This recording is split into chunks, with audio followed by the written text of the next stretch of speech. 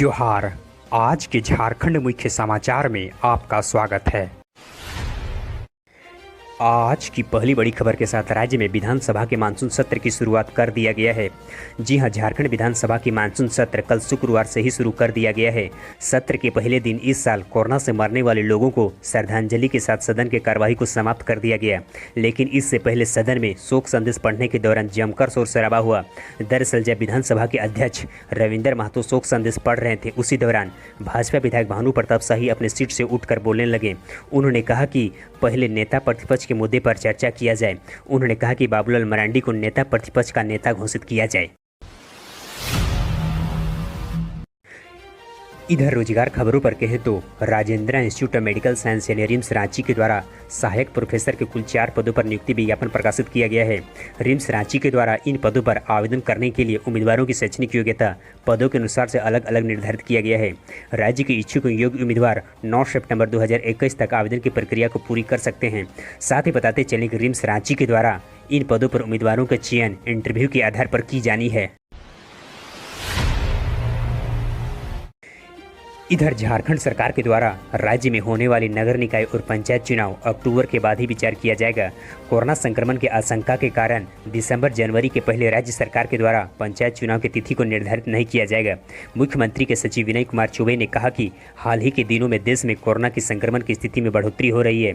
तीसरी लहर के खतरे को देखते हुए अगले 2 से 3 महीने तक चुनाव के कार्यक्रम को निर्धारित नहीं किया जाएगा। साथ ही सीएम सचिव ने कहा कि राज्य में कोरोना की स्थिति बिल्कुल सामान्य होने पर ही नगर निकाय और पंचायत चुनाव की तिथि को तय किया जाएगा। इधर कोरोना अपडेट्स पर कहें तो राजधानी रांची में कोरोना मरीजों की संख्या में एक बार फिर बढ़ोतरी दर्ज की जा रही है।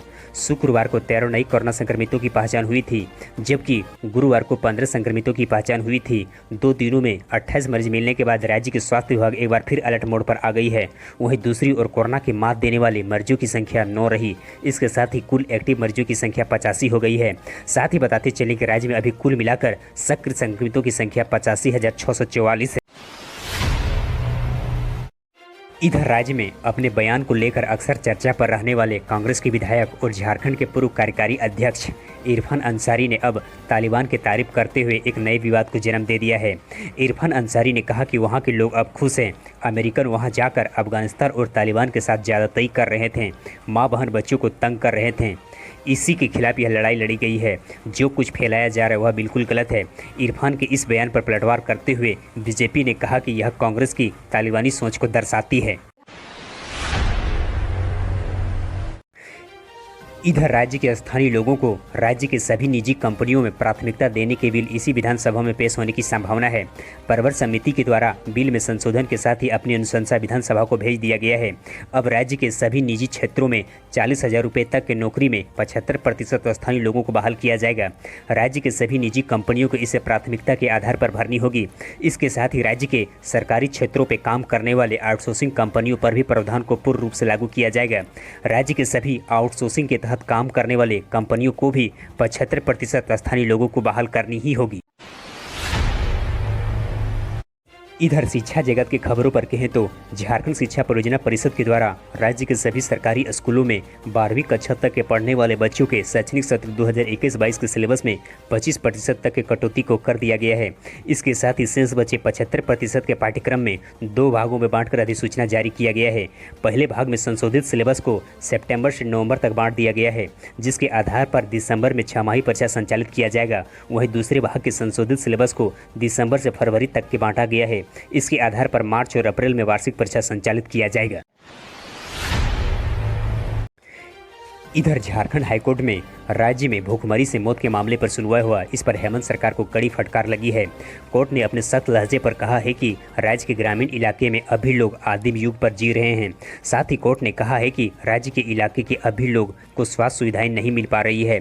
सरकारी योजनाएं सिर्फ कागजों तक ही सिमट कर रह जा रही है। साथ ही कोर्ट ने कहा कि सभ्य समाज के लिए यह शर्म की बात है। हेमंत सरकार को इन बातों पर गंभीरता लेनी चाहिए।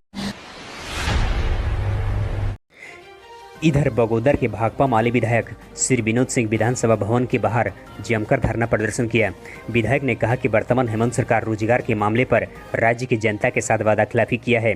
साथ ही विधायक ने कहा कि आज राज्य में 3 लाख से भी ज्यादा पद खाली हैं, लेकिन वर्तमान हेमंत सरकार के 19 माह गठन होने के बाद भी इन प्रक्रिया को शुरू करने का काम नहीं किया गया है। हेमंत सरकार अगर नई नियोजन नीति को बात को छोड़ भी दे तो पहले से पूरी हो चुकी नियुक्ति प्रक्रिया को भी शुरू नहीं की जा रही है। इधर राज्य में इन दिनों जामताड़ा जिला ठगी के मामले में काफ़ी मशहूर होती जा रही है। जामताड़ा ठगी फिल्म सितारों से लेकर मुख्यमंत्री के परिजन तक ठगी के वारदात के अंजाम हो चुके हैं। जामताड़ा के बाद अब झारखंड का एक और इलाका इस नक्शे में शामिल होते जा रही है, वह इलाका हजारीबाग जिला है। जामताड़ा के बाद ठगी के हजारीबाग मॉडल को लेकर पुलिस के हाथ में एक बड़ी सुराग लगी है। राज्य के शासन प्रशासन की चिंता लगातार बढ़ती जा रही है। साइबर ठगों के द्वारा सेक्स एक्सटॉर्शन का नया तरीका अपनाया जा रहा है, जिससे लोग आसानी से फंसते जा रहे हैं। हजारीबाग इसका एक नया केंद्र उभरती जा रही है। इधर केंद्रीय आदिवासी मंत्री श्री अर्जुन मुंडा ने कहा कि राज्य में इन दिनों चारों ओर अव्यवस्था का आलम छाया हुआ है। जमीन में लूट खसोट मची हुई है। खासकर बड़े पैमाने पर आदिवासियों की जमीनों पर अवैध रूप से कब्जा और कारोबार हो रही है। उक्त बात शुक्रवार को केंद्रीय मंत्री अर्जुन मुंडा ने सिमडेगा में कही। उन्होंने वहां 2 प्रखंडों में स्कूल के शिलान्यास कार्यक्रम के दौरान कही। साथ ही केंद्रीय मंत्री ने कहा कि वर्तमान हेमंत सरकार को केंद्रीय मंत्रालय के साथ मिलकर एक डेटाबेस तैयार करना चाहिए। जिला स्तर पर इसकी कमेटी बनाकर इस पर जांच करनी चाहिए और उन पर सख्त कार्रवाई होनी चाहिए। आप अपने निर्देश या सलाह देने के लिए नीचे कमेंट बॉक्स में हमें कमेंट करें। हमारे हौसला अफजाई के लिए इस वीडियो को लाइक करें और अपने मित्रों के साथ अधिक से अधिक शेयर करें। हम फिर मिलते हैं कल के अपडेट्स के साथ, तब तक के लिए धन्यवाद।